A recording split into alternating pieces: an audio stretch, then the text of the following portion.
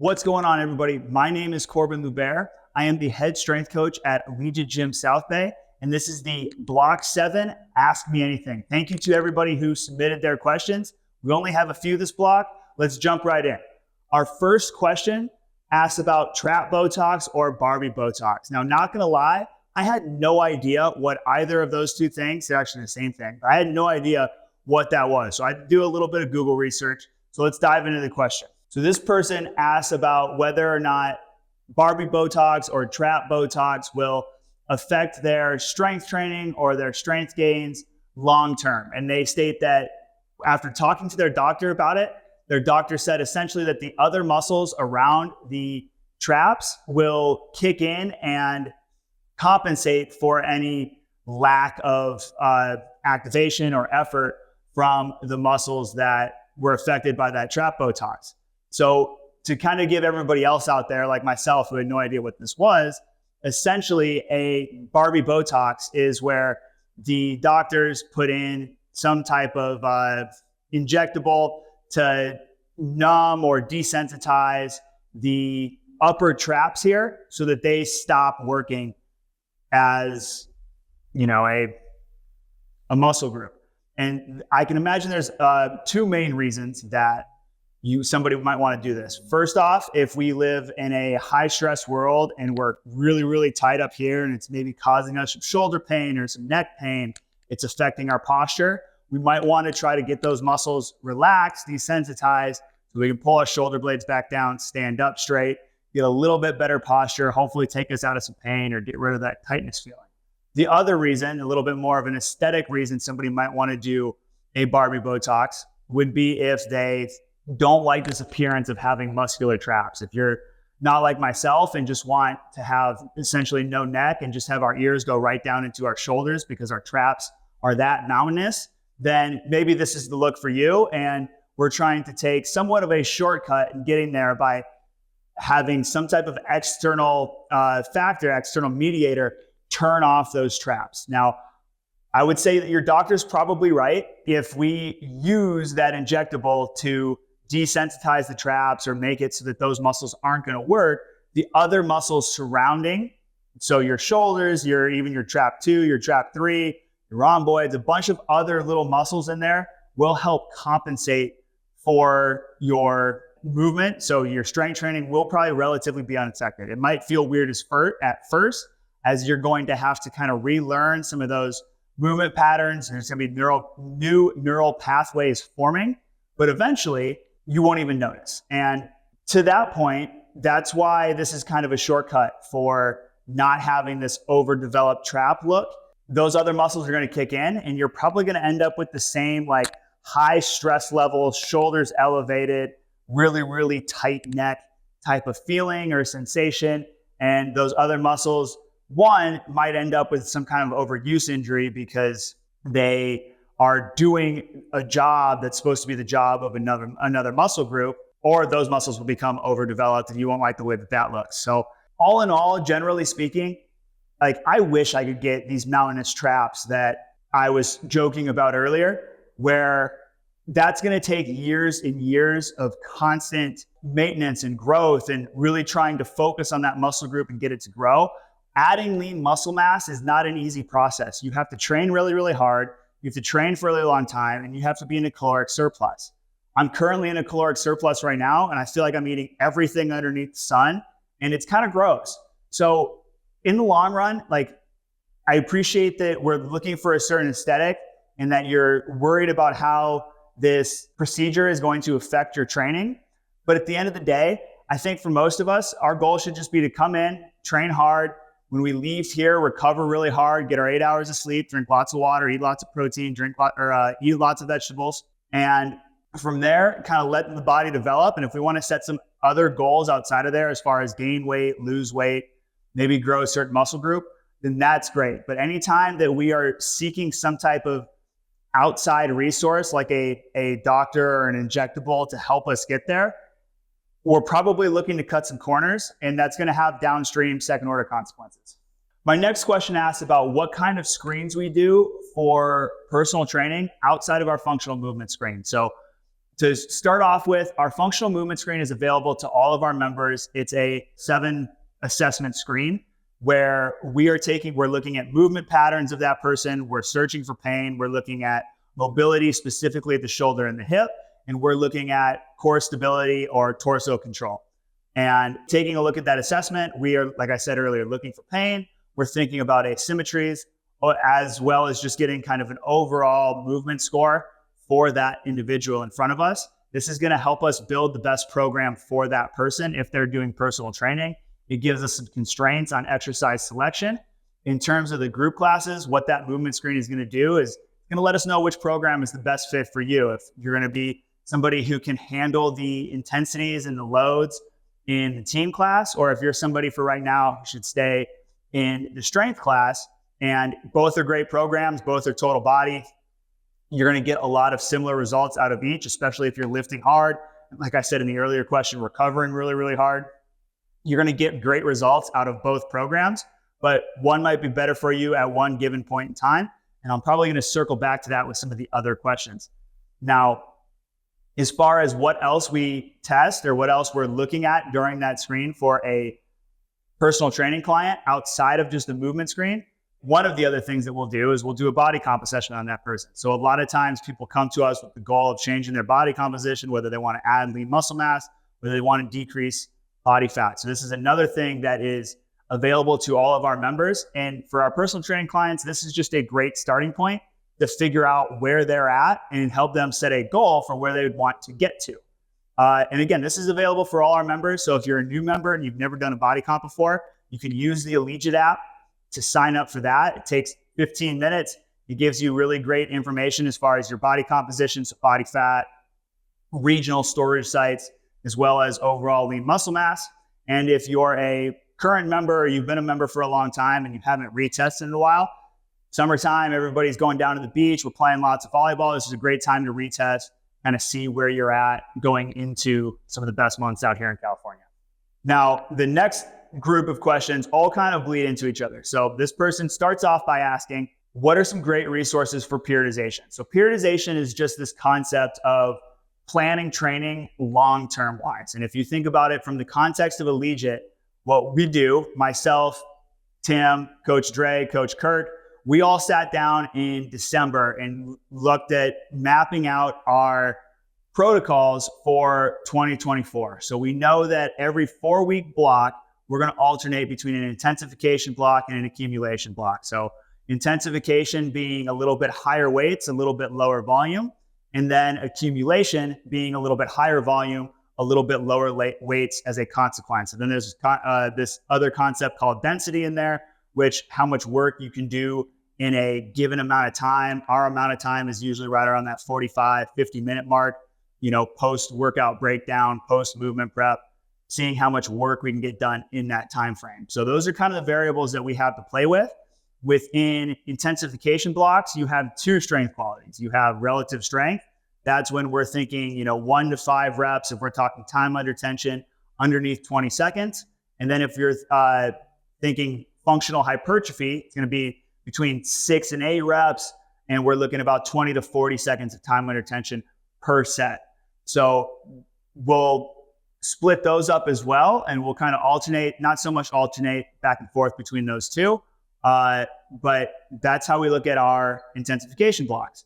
And then for accumulation blocks, we have hypertrophy. So hypertrophy is going to be more of 9 reps to about 12 reps, maybe 15 reps. And we're looking at time under tension between 40 to 70-ish seconds. And then lastly, we finish off with strength endurance, and that is going to be our highest volume blocks. That's stuff like metabolic conditioning. That is stuff like 6, 12, 24, where our time under tension is more than 70 plus seconds. And there's a bunch of different ways we can think about that, but those are those blocks where your heart rate's getting really, really high. And so each one of these relative strength, functional hypertrophy, and strength endurance all have kind of specific goals within the neuromuscular system, within the architecture of the muscle, or even the cardiovascular system. And so we think about what our primary goals of our members are, which for the most part, we want to look good, feel good, play good. And for the most part, those goals are going to fall into the category of either functional hypertrophy or hypertrophy. So that's where we're going to spend the majority of our time throughout the year, call it 75%. And then because there are important adaptations to be gained from both relative strength and strength endurance, we're going to touch on each of those once or twice a year. And the other reason we only touch on those once or twice a year is because those are probably where the risk associated with using the heaviest loads with the lowest volumes. And to be honest, those are going to be mostly neurological adaptations from those blocks. Still really, really important for training when we look at it long-term from a periodization standpoint.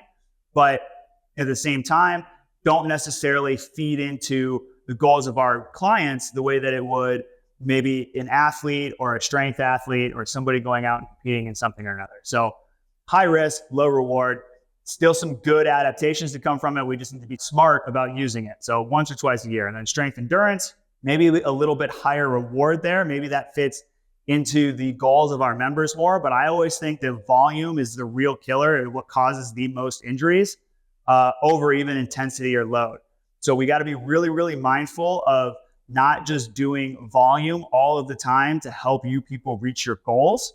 And that's why we only hit strength endurance once or twice a year, because at the end of the day, we can accomplish a lot and get you closer to your goals with using the functional hypertrophy and hypertrophy training protocols, as opposed to just repping out strength endurance blocks one after the other. So the way we're going to set up our overall yearly periodization is we're going to go hypothetically, let's say we start with functional hypertrophy. So we'll go functional hypertrophy, which is an intensification block, hypertrophy, which is an accumulation block. We'll go back to relative strength for the next intensification block, and then we'll go back to hypertrophy for the next accumulation block.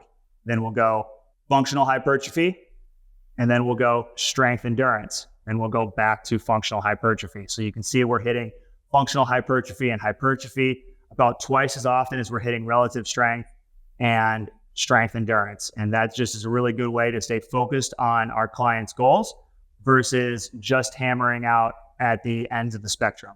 So that's the way we look at periodization. Now, if you wanted to, read a little bit deeper into different styles of periodization, the one I just broke down is called block periodization, but there's linear periodization, there's conjugate periodization, there's complex periodization. There's a whole bunch of different theories and methodologies out there. The ones that I like to read, because I'm a little bit of a nerd, are their college textbooks. So they're not going to be super interesting reads. They're going to be hard to get through.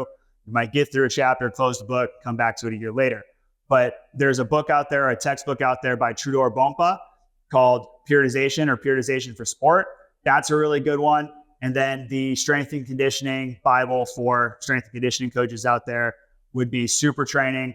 That's another great one, but don't sit down and read it all in one read. So building off of that question about periodization, we have a question that asks about what the ideal mix of things to do outside of Allegiate is. So this could be cardio, this could be yoga, this could be Pilates, et cetera, et cetera, et cetera. So I feel like I really appreciate everybody asking their questions, but I feel like I get this question every single Ask Me Anything. So first and foremost, I don't want you to do anything outside of here to take away from your 3 to 4 sessions at Allegiate. So if we're going through strength and I'm coming in Monday, Wednesday, Friday for my 10:30 a.m. strength class, and then I'm coming in at 11 a.m. on Sundays for practice 4, I don't want to do anything on Tuesday or Thursday or Sunday that's going to make me too sore or too tired to come in the following week for one of those other sessions. Now, that being said, there are still some really important things that we can get done on those off days. We can do low-level zone 1, zone 2 cardio, and I'm going to touch on that in the next question, but those could be really good days to get some of that active recovery work in.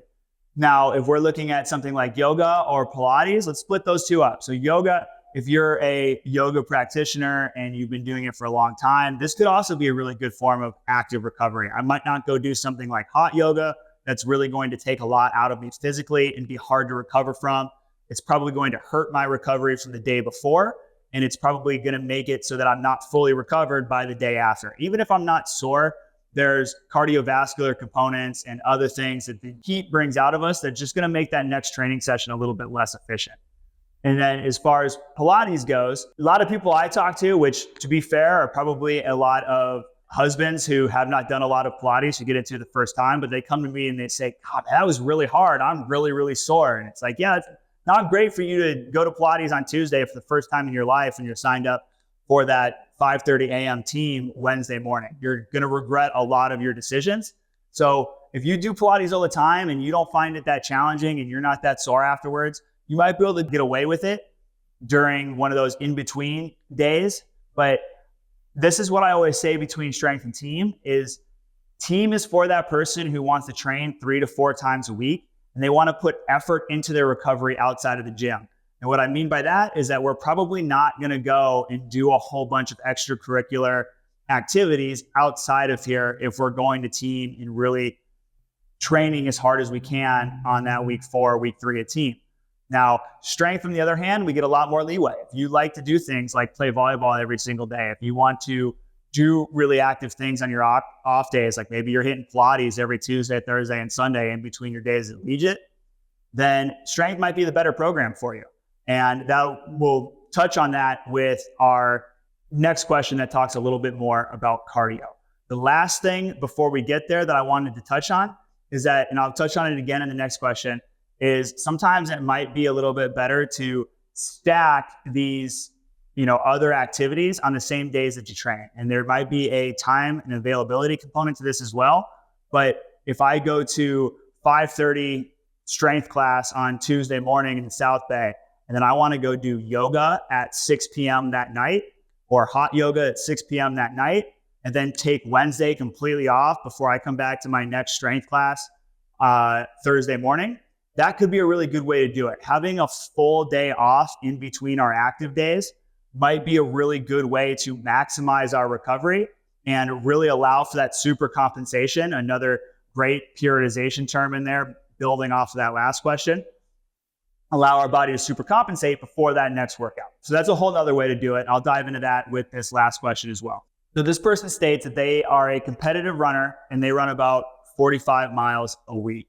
They said that they started Allegiate 3 weeks ago and that they have been loving it, but they want to know what the best case scenario is for incorporating their strength training into their current running. And they touch on a few things that I touched on with the last question, as far as, is it better to do the strength training and running on the same day with a full rest day in between, or do they run on their in-between days and keep their strength training days? So there's a lot of stuff going into this question. One thing that this person didn't mention was whether or not they're doing the strength program or the team program. 45 miles a week, that's a pretty good chunk of change as far as mileage goes. That's a lot of running. So the first thing I would say is that with that volume of running, right? When I talked about the periodization question, I said our strength endurance is a high risk block because it's a lot of volume. And you look at things like a lot of volume that have a lot of volume, there's a lot of injury risk associated with that. And that includes sports like running, right? It is a very small range of motion if you look at the stride. It is especially distance running, if we're putting in 45 miles a week, it's a lot of repetition in that small range of motion. What that means is that we have a high likelihood of potential overuse injuries. So strength training is going to be really important, especially things that we preach here at Allegiate, like training through a full range of motion, is going to be really important to mitigating some of those overuse or long-term injuries. But at the same time, we have to give our body the ability or the time to recover. Team is a program that is meant for people who want to strength train and they want to put effort into their recovery outside of the gym. You get a lot more bandwidth with the strength program as far as what you can do outside of here. So the first recommendation for somebody running this many miles would be do the strength program. And that's 3 days a week. And then if you feel like you are, you're either having a lower mileage week outside of here, or you still feel like you have room to recover, maybe think about adding in a practice 4 on the weekends. Now, as far as timing goes, there's a lot of different thought processes out there on, workouts on the same day or doing your cardio on the same day. And some of it, honestly, should just come down to your preference, your schedule, your lifestyle, right? If you are busy and with kids, it might be hard to get 2 workouts in the same day. I talked about in the previous question about how sometimes I think it's better if we do our strength training and then we take, at least 4 hours in between sessions. But the more the better. So let's hypothetically say I get up at 5:30, I come to strength class, and then I'm going to go for a run at 6 o'clock tonight. We've got summer hours here. It is light out until super late, so I can get that evening run in, right? That's a lot of time in between. It's a lot of time to recover in between. After that strength training session, I've had a lot of meals in. If I'm really lucky, maybe even I got in a nap, then that might be a really good way to do it. Because then that following day, maybe you just go on a active recovery walk, right? Or maybe we just hop on the Allegiate YouTube and take a stretch class. Like, there's a lot of things we can do that are active recovery on that in-between day that will help facilitate a great workout 48 hours later. But again, if we've got busy jobs, we've got kids, we might not have the availability to get those 2 sessions in one day. And it might be easier to get that session in on its own day, which might mean that we get less overall rest days during the week, total rest days where we're not doing much at all, right? And so if that's the case, then we want to think about, hey, if I'm going to Allegiate on Monday, Wednesday, Friday, then maybe my longest, highest intensity run is going to be on Sunday. If I'm training for a race and running is my priority right now, I want to start the week off with that highest intensity, when I'm the most fresh in the beginning of the week. Now, if I'm in the off season and I am not preparing for a run, I've got no competitions on my calendar, maybe I just take Sunday as an off day and have, Monday with that strength training session at Allegiate be the, primary day for that week. And then I have my lower intensity stuff on the in-between days during the week, because assuming that I'm training hard at Allegiate and I'm training hard in these other sessions on my off days, then we're probably going to be pretty fatigued by the end of the week. And I'd still like to find one day where we have as essentially an active recovery day, which could be walking. Like I said, it could be a stretch class. It's not going to be anything that really gets my heart rate up into a even zone 1, zone 2 level. It's pretty much going to stay resting.